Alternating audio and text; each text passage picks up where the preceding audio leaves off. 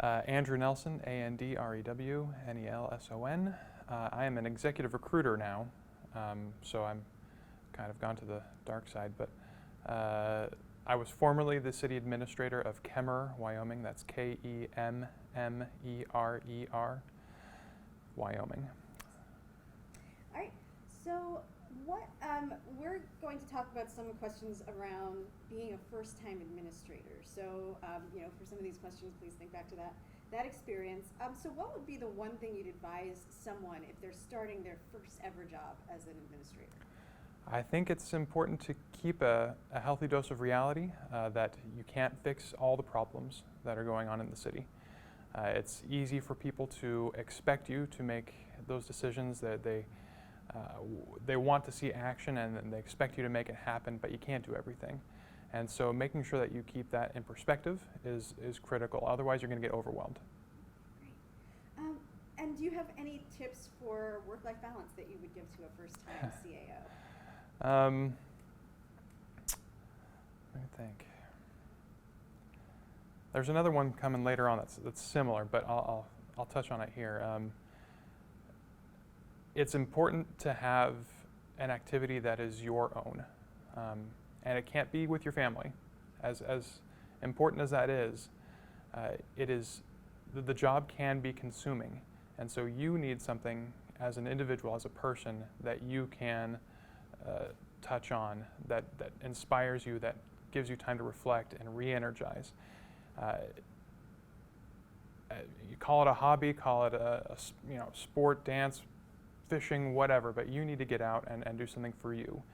And otherwise it becomes difficult to try and balance, or really juggle is probably the best way to phrase it, to juggle all the different demands that come onto a city manager, especially if you're in a smaller jurisdiction.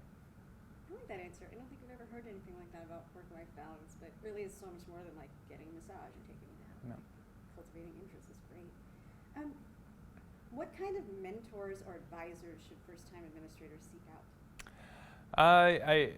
You can never have too many mentors or advisors. I think realistically, you need to reach out to your state association if there is one, or your municipal league at the state level, and find people who are not only also first-time administrators, because it's important for you to commiserate, to find other people in that same situation, find out what they're doing, test the waters, and just have an outlet for the experiences that you're having. So kind of your peer level is important, but also finding those more experienced managers, and including retired managers. They have a wealth of information and knowledge. They've been around the block. They've dealt with it all. So kind of giving you that 360-degree experience of people who have been in your shoes already is something that I think every first-time administrator should seek out. What are some ICMA resources you found helpful, especially thinking back to this first-time administrator role for you? So there were two primary documents that I used, and I was as an administrator in a small town. We were only about 3,000 people. It was a full-service city. They had an expectation for high service. 3, 2, 1. They had an expectation of delivering high services, but not necessarily the resources to always follow through on those expectations. And having a professional manager was something they appreciated, but they hadn't actually ever really codified. It was in their code, but they hadn't actually embraced the full principles that we espouse here at ICMA. Case in point, severance. There had never been a contract for a city administrator in my municipality before I came along. And I used the ICMA, I should think of the actual name of it. I should know this. Was it the First-Time Administrators Handbook? No, it was the Model Employment Agreement? Model Employment Agreement. That's it, okay. 3, 2, 1.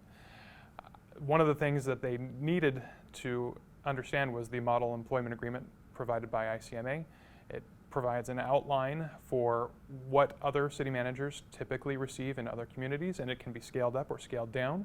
And it helps me come to the table and say, look, this is the first time that you're ever going to be using a contract or even any sort of written agreement. These are some things that I'm going to be looking for as your next administrator. and it kind of set a expectation for both parties, and that was extremely useful. Another useful resource from ICMA was the annual salary survey, again providing data to show why and how I should be compensated at a certain level. And then lastly is the First-Time Administrator's Handbook, which at the time I didn't know about. So I've been happy to work on this task force to re-update that document. Oh, great. As a new CAO, did you ever have to manage older subordinates, and what advice would you give to somebody in that position? Yes, I had to do that every day. I was the youngest employee in the organization. So every single person in the city, all staff members were older than I was. And truthfully, there's no special skill to it. It's kind of the golden rule. You treat them with respect, you give them clear outlines and expectations for what they need to do, and provide a resource for them to describe and give feedback on what they need. And that worked very well. Having an open door policy, truly allowing that to flourish, was important. There were many times when I had made a call, and it was my call to make, and the employees knew they could come in and talk to me about it. And even though I was the new kid on the block, they knew they could have a frank conversation with me. I tried to make sure that it was always an option for them to be real, and that I would respect their experience as well, since they were all older and probably had been around the city much longer than I had. Great. What are some emotional triggers that you'd have to monitor or avoid that you've learned over the years? So what kind of advice would you give new managers? That probably goes back to the earlier question. Emotional triggers.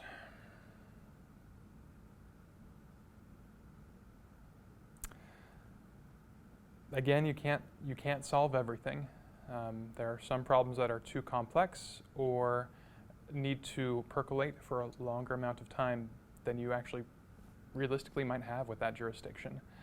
And it's important to keep that in context, that you have, I don't like where I'm going with this. I'm going to back up. Okay. Read it for me one more time.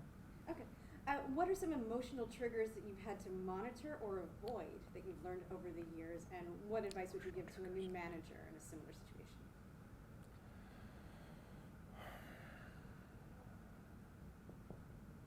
It's a strangely phrased question. Emotional triggers. Let's think about like pain points and stressors that might be something that would overwhelm Okay, a first-time let's go with that. administrator. Okay. So what I found to be most overwhelming, and that was a stressor for me, was the barrage of needs from all sides. So you have council putting pressure from the top down. You have citizens all around who are putting pressure on the sides. And then you got staff who need to have their concerns addressed coming from below. It's kind of like an hourglass. You're kind of that crux in the middle where everything has to funnel through. And that can get very overwhelming. And if you don't have an outlet, if you don't have some way to relax out of that environment, it's almost a pressure cooker.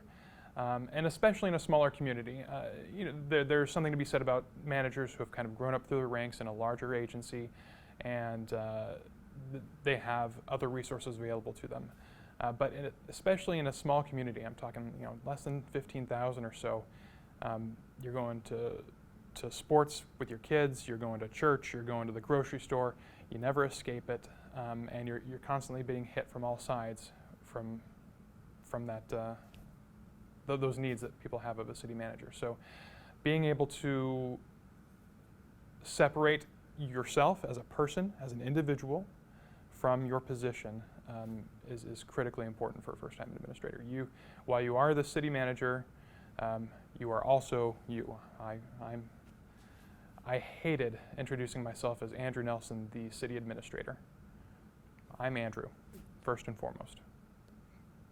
The imagery that you put about a pressure cooker in a small community, you don't have the buffer. That sounds like the pressure, in a way, might even be harder than if you're running from a big city. Yep. everyone knows your face and everybody knows how to contact you. Exactly. Nice. I've got some stories. Related to that, and I think you probably already answered this, but what strategies do you have to help you get through those days when you feel like you're just done with the whole being the city manager thing? You know, I am probably not the best person to answer that question because I got out. Because you're done. You're actually done.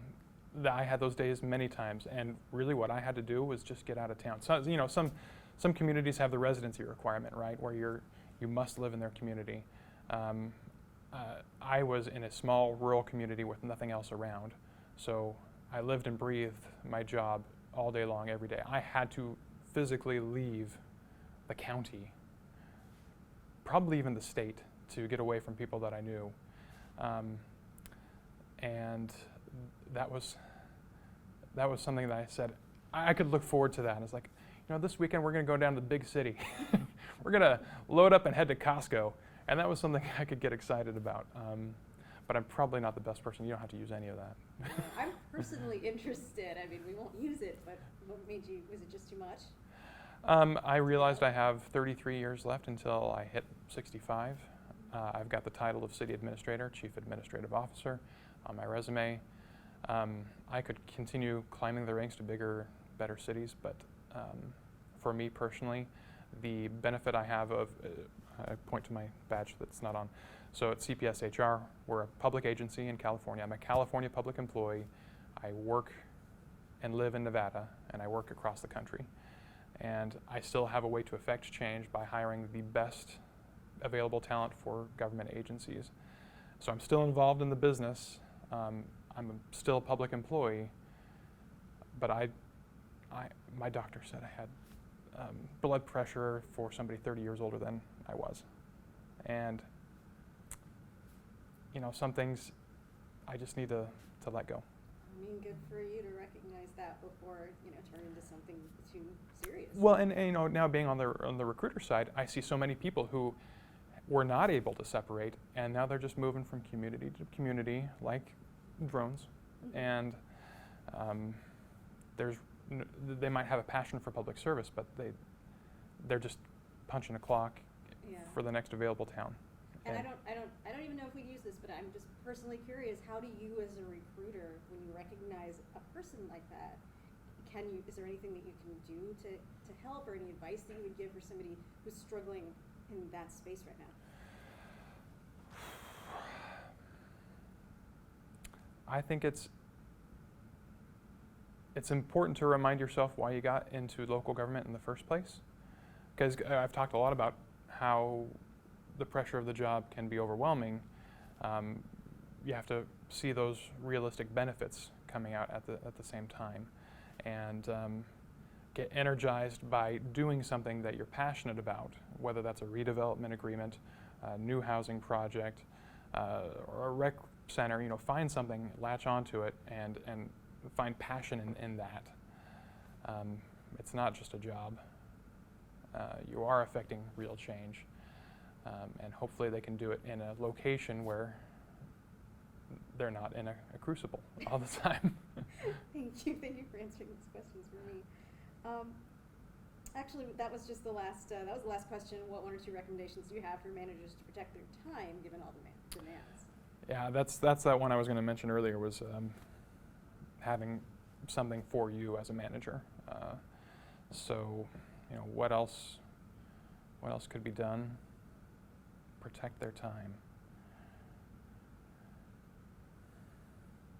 You know, one thing I did that I really stood by is when I went on vacation, I told my staff, I'm leaving. You are all in charge of your departments, or I would name somebody who was going to be in charge of the city.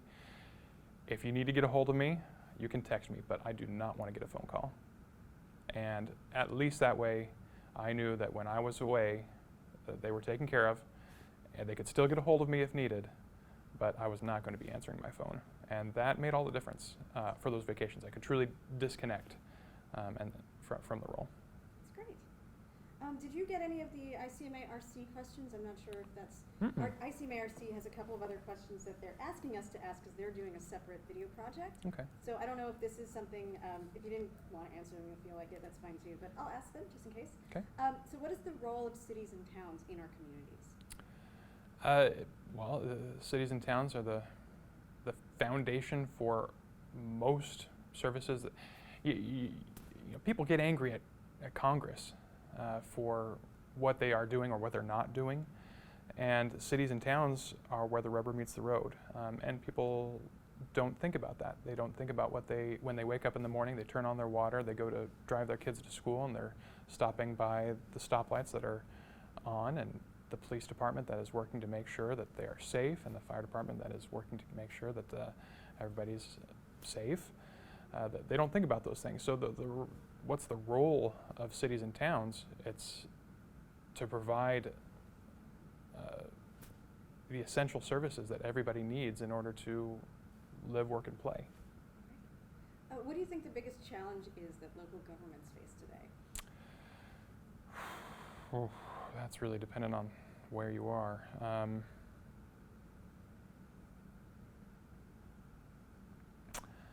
I would say the biggest challenge to local governments is the expectation of services from citizens who are disconnected from the realities of what it costs to provide those services. It doesn't matter where you are and what your financial situation is, there is an expectation that things are going to be world class. And we live in a society today where everything is at your fingertips, and it's typically going to be working well. But behind that, there is mountains of work to be done, and most people don't see that. And as we continually grow in a technological environment, the role of cities and towns and counties to provide those services and that same expectation is going to be monumental. And last question, and I think you could probably really speak to this being a recruiter too. What role do retirement benefits play for local government employees? This is one of the single largest negotiating items for new city managers or transitioning city managers. I think with how to phrase this? With state pension systems shifting kind of across the board, getting creative in how you approach not only retirement funding, but also medical retirement, which is going the way of the dodo. But there are innovative ways that I've seen coming out of government agencies to try and provide some level of medical retirement to supplement through various programs available. I think to find the top talent, agencies need to think out of the box and find ways to make the circle fit inside the square. And it's possible, and it's a highly negotiable item. City managers are willing to look at those creative alternatives. So, the 457 plans, 401As, additional funding into an HRA or HSAs. I mean, there's a lot of vehicles available to provide that retirement, the retirement that may or may not be available through your state anymore. Excellent. Well, I think that's the end of my questions. I really, really appreciate you coming down. This is a really fascinating interview. Oh, I'm glad. You good?